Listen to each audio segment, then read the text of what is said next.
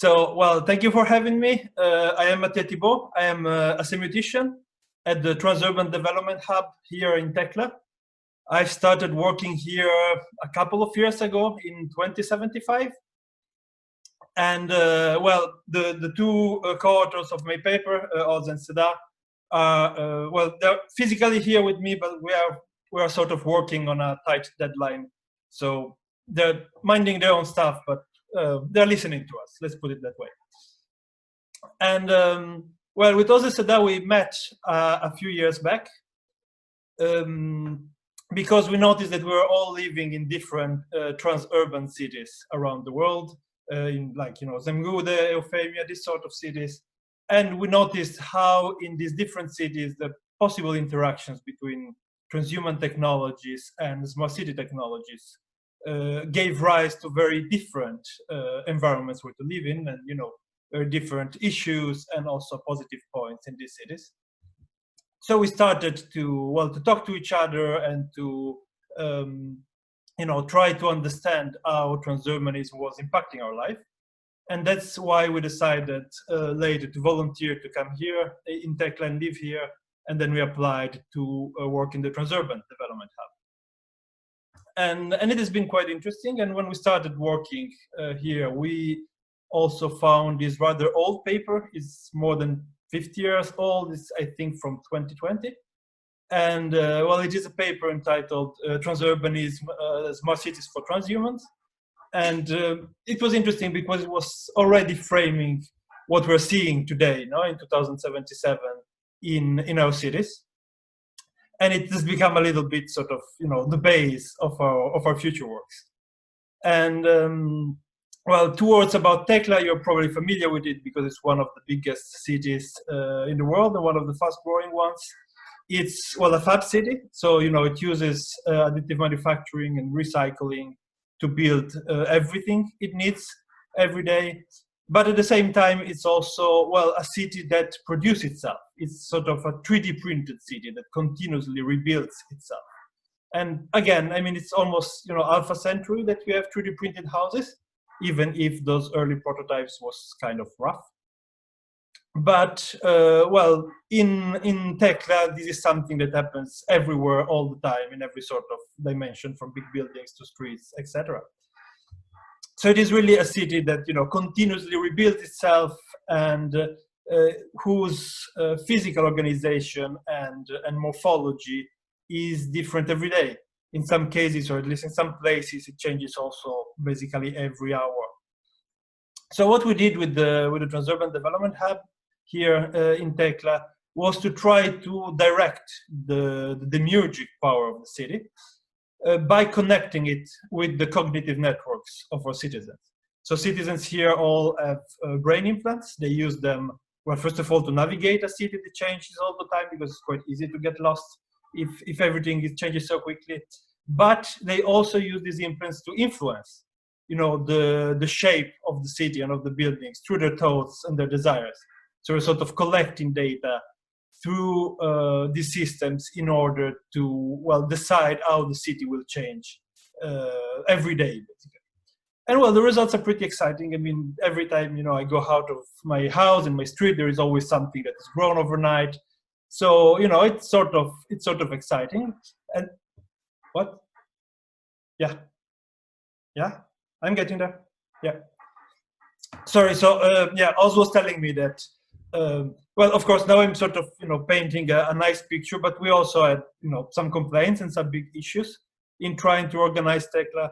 Like, well, at the beginning, the advertisement was especially challenging because, well, companies have been, you know, very aggressive in advertising because they soon realized that they could influence the shape of the city by influencing the thoughts of the inhabitants. And so, you know, fast food companies would sort of try to manipulate the citizens to want more fast food around, or, you know, car manufacturers try to influence them to get, you know, more car lanes in the city. So that is something that also required some tuning, let's say. Then, well, we had problems with hackers. That was quite a big one because, well, basically they were able to, you know, implement some form of ransomware in the city. So, one morning you wake up and your apartment doesn't have a door anymore, and you need to pay someone in order to, be able to get out and do the groceries. And once that was, well, it would almost be fun if it wasn't sad, they sort of created a rather big circuit in the city in which people could just not get out. They were sort of forced to go into circle, and they couldn't, get out of the circuit until paying. So also in that case, we sort of, needed to rethink our system and, well, to hire some security in order to, keep the hackers out. And well, right now, our biggest problem is sort of an old problem because it has to do with gentrification. But the problem with gentrification in Tekhla is not that much that people need to move. The problem is that, well, the buildings themselves tend to move towards the periphery, especially apartment buildings. Because, people that go in the city center, they don't necessarily want to see apartment buildings. They prefer to watch, beautiful houses, theaters, museums, shopping centers, whatever. And so people find that, their own houses are slowly moving towards the outskirts of the city, which is also something that, we are trying to solve somehow. And well, for the last part of my presentation, I will introduce you to some points that we have made based on our experience about how urban planning and urban design change in Tekhla. So I will just ask Sedat, can you send them? Yeah, thank you. So Sedat, she's actually an urban designer and also is a industrial designer. So yes, when we did 3 notes, so the first one is about, well, the temporality of design actions, which is rather different from traditional urban design, because, well, in traditional urban design, we sort of have a step-to-step process, right? We have to study the city and, the citizens and what's going on. Then we design the changes that we want to implement. Then we need to, materially implement them, which can take, even some years. And then we need sometimes more years to assess what were the results. Well, here in Tekhla, everything happens all the time at once.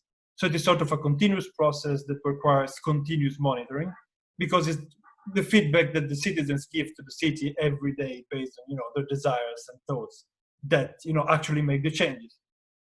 So we really had to rethink the workflow of urban design and planning. The second point is, well, about regulating the production of space. Because, of course, as on the one hand, it's quite exciting to live in a city that changes continuously. At the same time, it might be difficult for someone to get a sense of belonging or to, be able to orient themselves in the city.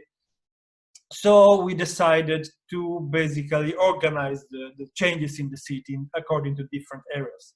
So in some areas, it can be quicker. So, there are some parks in Tekhla that every day are completely different from the previous day.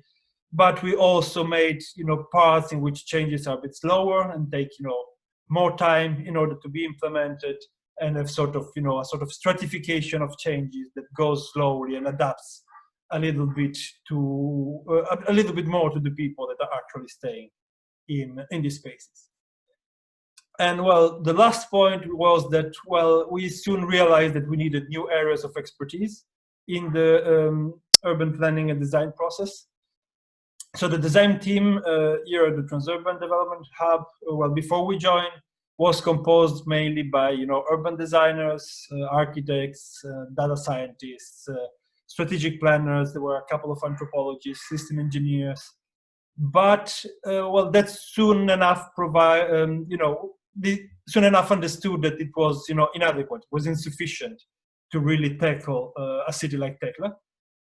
And so we started hiring, well, computer scientists, also, security experts, but also cognitive scientists and psychologists in order to assess what was, the psychological relationship between citizens and the city.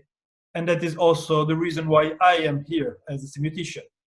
Because, well, semiotics, and especially urban semiotics, has often dealt in the past with how, our culture is in some way mirrored by the city.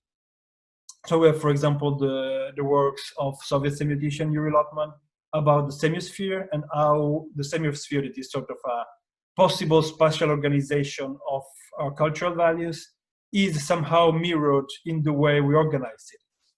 And well, this is something that, you know, generally takes more time.